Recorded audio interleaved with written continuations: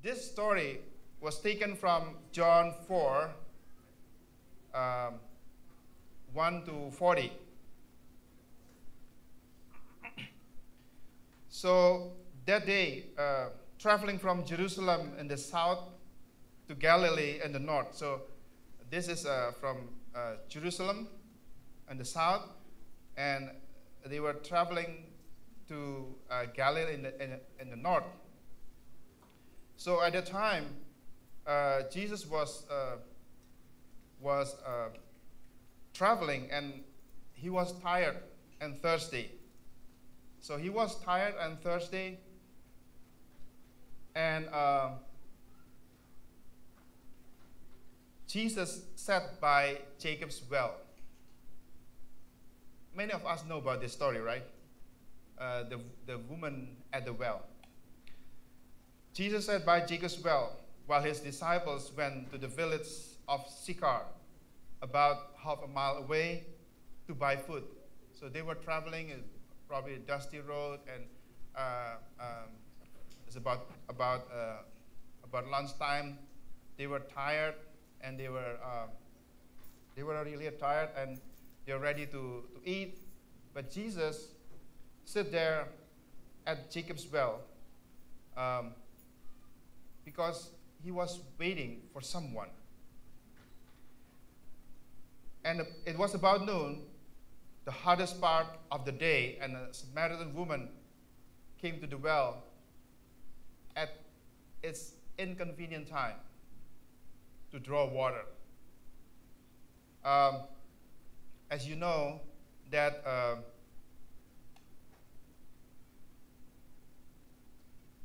that people in the old days or in the village, they don't have like running water like we have in our house. So they have to draw water from the well, and there are not too many wells. So in that village, there was a well that was dug by Jacob, and he gave it to his descendants, and that's why it was known as the well of Jacob. And that woman came to the well about noontime, and usually all the ladies, all the women, they came there usually like in the morning or in the evening. But this Samaritan woman, because of the problem that we are looking further, she was coming to that well at about noontime, where nobody were there, no other women were there. So the Samaritans were a mixed race people. They have intermarried with the Assyrians, so they were hated by the Jews because they are not called pure breed. They are not pure, and because they had their own version of Bible, and they have their own temple at Mount Gerizim. But Jesus, usually Jews, if they want to go from south to north, they avoid to pass through the Samaria. They want to avoid that. The woman at the well came to draw water at the hottest part of the day, instead of the usual morning or evening times, because she was shunned and rejected by women in the area for her immorality. Everybody knows about this woman. Jesus knew her history, but still accepted and ministered to her. So this morning, this sermon was titled Contentment from the Living Water. Jesus came to meet the Samaritan woman to offer a treasure she was hunting. She was looking for something. She was looking for happiness, which she never saw.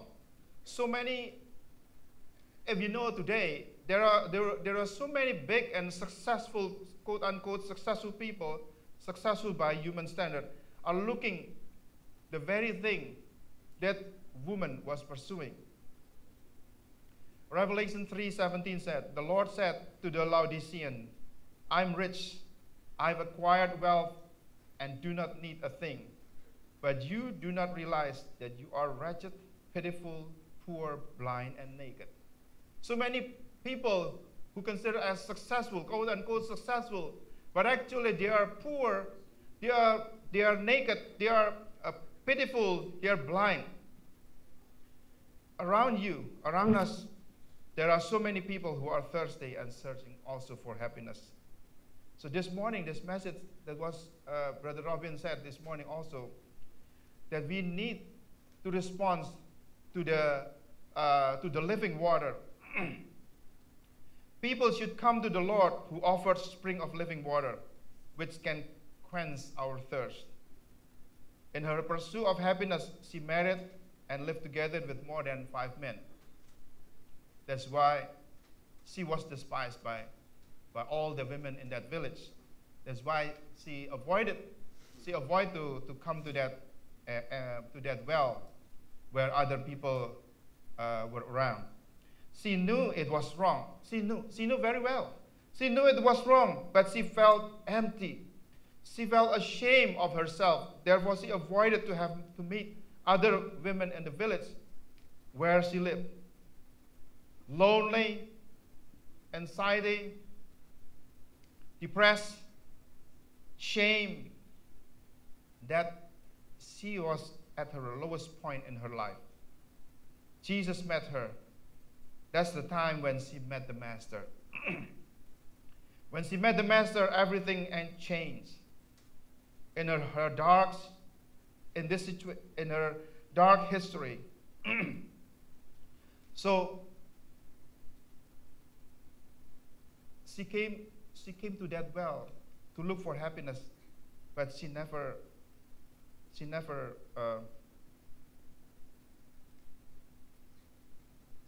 find it. She never find it. Lonely, anxiety, and depressed. Shame. That is her lowest point in her life.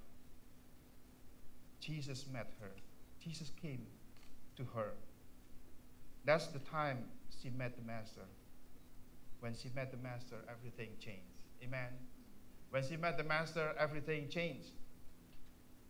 In her dark history, she drank from a filthy water. Water that would not quench her thirst. A lot of people around us are in this situation. We drink water, filthy water, sewer water. The filthy water that won't give satisfaction. We are looking for happiness, pursuing something that we thought could make us happy. The message today is to accept what the Master offered. Don't drink the water from the sewer. Don't drink or to get filthy information, filthy environment, entertainment, filthy picture, filthy movie, unrighteous relationship. If you are or somebody around you, they are in an unhealthy and unrighteous relationship, you need to know about this living water. The message today is to accept what the Master offered. Don't drink the water from the sewer. Don't drink to get filthy information, filthy picture, filthy movie. You know in your heart that it is wrong, but you do it anyway. Some people say, I couldn't help it. The woman at the well knew that it was wrong. It was a wrong relationship, but she yielded to the urge to satisfy her desire. Have you wandered in the world trying to find happiness? So this is a message for us. I remember we read about the story of the famous singer and dancer Michael Jackson was so desperate for happiness which never came. Fear, anxiety, worry, insatiable desire for happiness had a strong grip on him. The regular dose of propofol, that's the drug that they put Maybe Imelda knows about that that drug that goes into, they have to administer through the IV, through intravenous. That regular dose of propofol couldn't get him to sleep. So as he forced his doctor to prescribe more and more and more, stronger and stronger, it went over the cliff and it stopped his heart. History recorded him as the king of pop. He is recognized as the most successful entertainer of all time by Guinness World of Record. Isn't it terrible to need someone to administer propofol intravenously to make you asleep and to stop the dripping to make you awake? Isn't that terrible? To be able to sleep, someone has to administer, has to put the drip in your IV, through IV, put you to sleep in 30 seconds. And then when they think you are ready to get up, they will stop it. And they will get up. But you know, this is what Jesus said. The situation is, you think you are rich. I am rich, I have acquired wealth and do not need anything. But you do not realize that you are wretched, pitiful, poor, blind, and naked. If you or someone around you are that person, come to get the living water. Amen. Have intimate relationship with the Lord.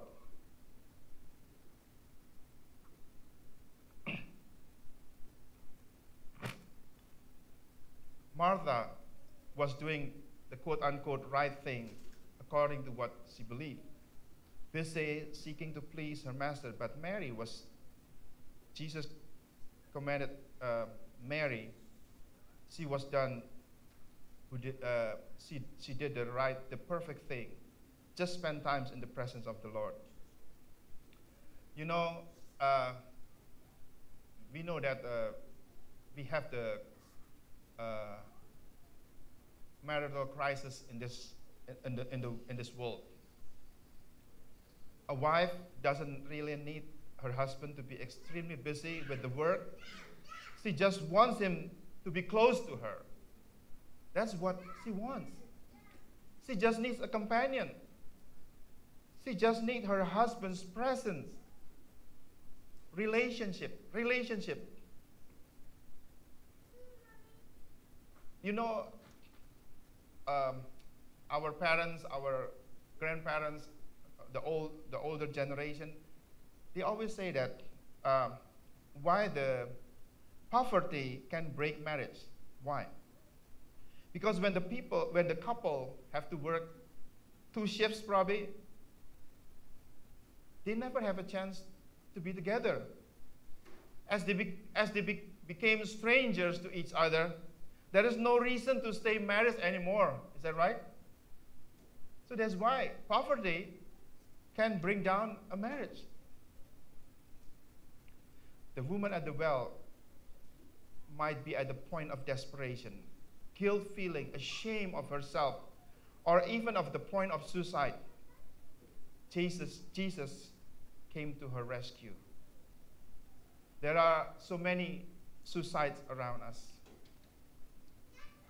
If you read in the news, in China and Japan only, there are 320,000 suicides every year. Every year there are 320,000 suicides. So by the time I end this 30-minute sermon, there will be about 20 plus suicides while you listen to this message. So while you listen to this message, in about 30-minute sermon, there will be 20 suicides already happening right now. So I want to try to play a very old song, a very old song. This is a call to come home. This is the old song of the Pak Simons and me and my generation.